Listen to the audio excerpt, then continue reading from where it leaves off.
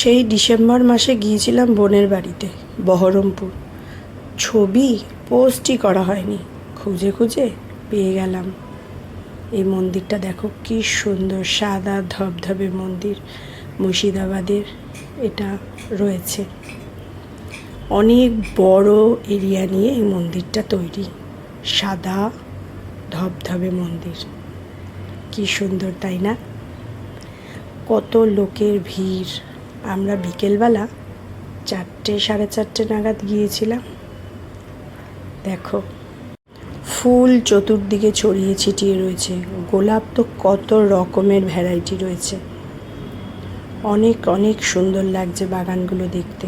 আর মন্দির প্রাঙ্গণ মানে হাজার হাজার লোক বসতে পারবে, এত বড় মন্দির প্রাঙ্গণ।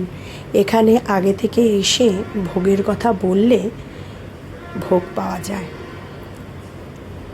এই হচ্ছে এই মন্দিরের ঠাকুর বলুন, দেবতা বলুন, এনার জন্যই এত বড় মন্দির। এখানে এনার ভক্ত প্রচুর মানুষ আছেন।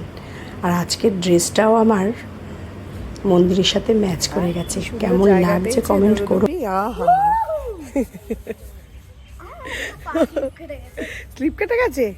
কিরকম হচ্ছে? মজা মজা আসছে? ভাই আসলে ভালো হতো বল। মন্দিরে ঢোকার কি জ্বালা দেখো, দুই ভাই বোন মিলে, দিদি আর দাদা মিলে ভাইকে হলো জুতো পরিয়েছে। সাকসেস। মন্দিরটা কেমন লাগলো আর আমাদেরকে কেমন লাগলো অবশ্যই কিন্তু কমেন্ট করো বন্ধুরা। আর মুর্শিদাবাদ গেলে এই মন্দিরটাতে অবশ্যই ঘুরে এসো, ভীষণ ভালো লাগবে। নেক্সট ব্লগে আবার দেখা হবে, তাহলে এখন টাটা।